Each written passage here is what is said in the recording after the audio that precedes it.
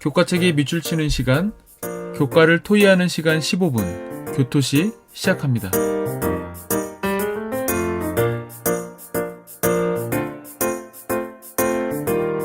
안녕하세요, 성도 여러분. 이번 주는 제4기 3과 하나님의 부르심이라는 제목으로 함께 교과의 내용을 살펴보겠습니다. 저는 진행을 맡은 이진현입니다. 먼저 기억절 말씀 함께 보겠습니다. 우리 조상들의 하나님 여호와를 송축할지로다. 그가 왕의 마음에 예루살렘 여호와의 성전을 아름답게 할 뜻을 두시고. 에스라 7장 27절 말씀입니다. 이제 제법 가을 단풍이 여기저기 보이기 시작하고요. 이제 중순을 넘어가면 우리나라 전역에 단풍 시즌이 온다라는 소식도 보았습니다. 이 가을에 하나님의 사랑을 더 많이 느끼시고 성도님들과 가족들과 더 많이 야외에 나가셔서 다시 돌아오지 않는 행복한 시간들을 많이 보내셨으면 좋겠습니다. 이번 주 교과의 내용은 하나님의 부르심이라는 제목인데요.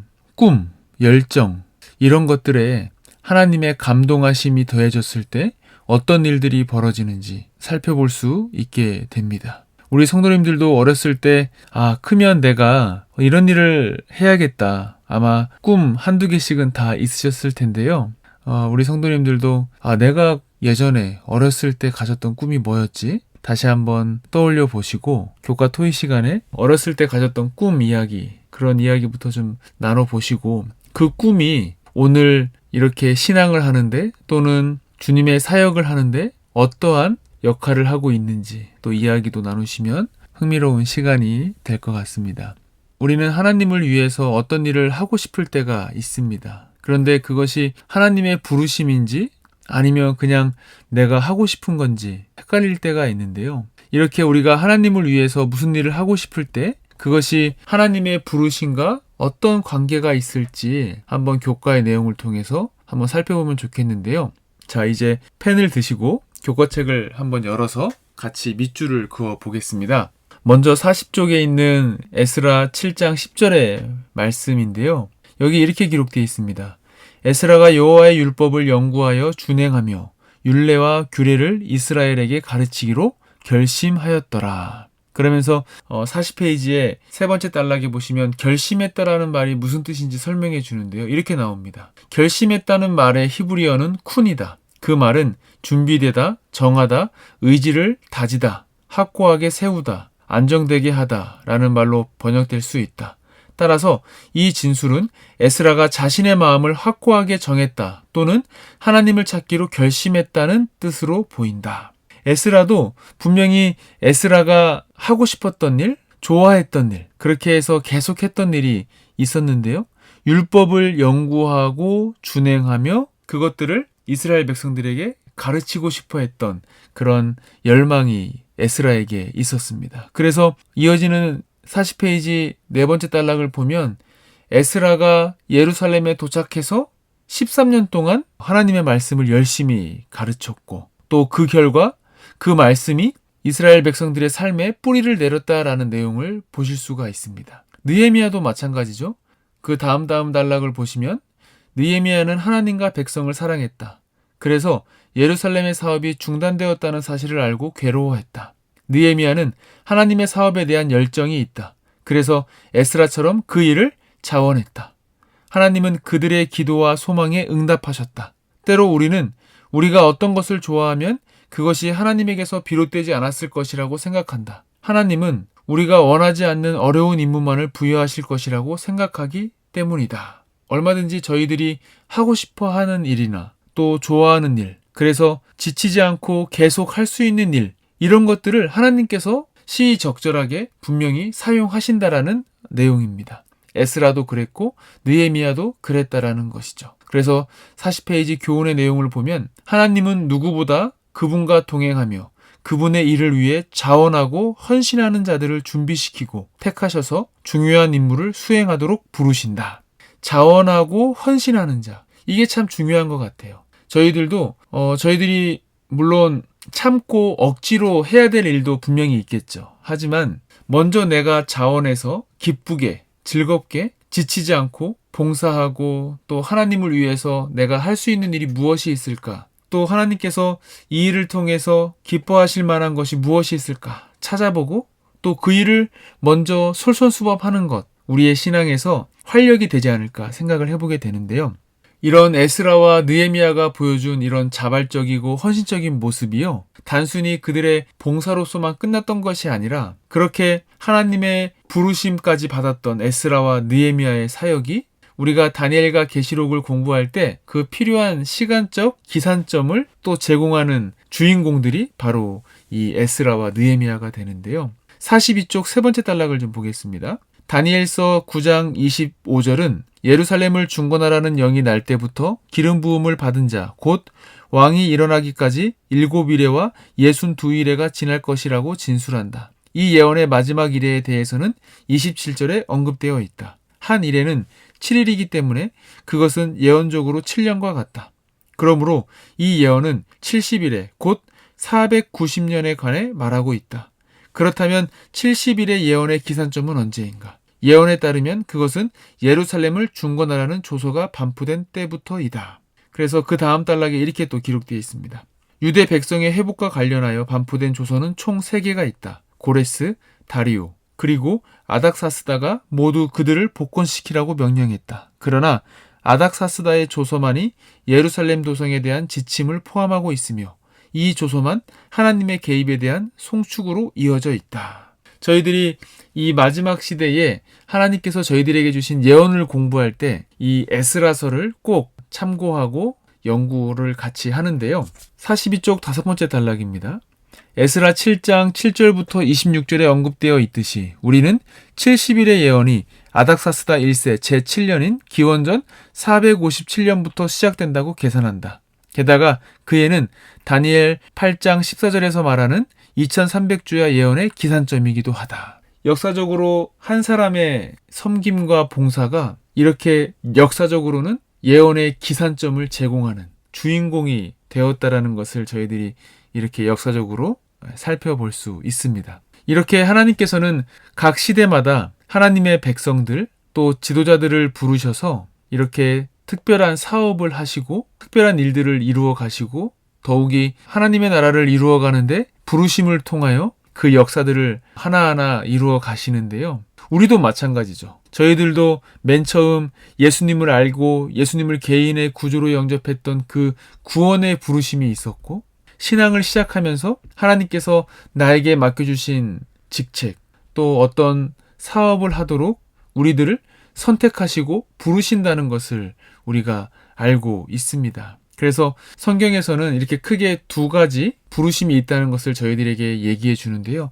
첫 번째 부르심은 47쪽 영감의 교훈의 말씀을 먼저 보겠습니다. 성경이 말하는 선택의 의미. 그리스도를 통하여 주시는 하나님의 은혜의 선물은 만민에게 거저 주시는 것이다. 어떤 사람이 멸망당한다면 그것은 자신이 선택한 것이지 다른 사람이 선택해 준 것이 아니다. 하나님은 모든 영혼이 영생을 얻도록 택하심을 입을 수 있는 조건을 그분의 말씀 가운데 제시하셨는데 그것은 그리스도를 믿는 믿음을 통하여 그분의 계명을 순종하는 것이다. 우리가 잘 아는 요한복음 3장 16절 말씀처럼 하나님은 이 세상을 사랑하셔서 모든 사람이 구원받기를 원하시죠. 이것이 하나님께서 모든 사람을 부르시는 첫 번째 부르심이고 두 번째는 46쪽 5번째 단락에 보면 이렇게 기록되어 있습니다. 로마서 9장에서 바울은 특정한 가업으로 부르시는 하나님의 선택에 대해 논의한다. 이스라엘 자손들은 하나님의 복음을 세상에 전하도록 택함을 받았다.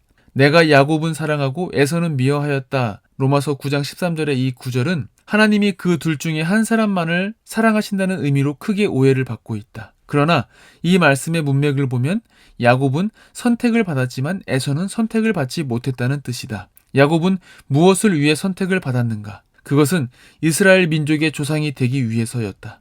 하나님의 선택 또는 부르심에는 2 종류가 있다. 첫째, 하나님은 우리 각자를 구원하시기로 선택하시고 예수님의 형상으로 변화되기를 바라신다. 둘째, 하나님은 특별한 과업을 위해 각기 다른 사람들을 선택하신다.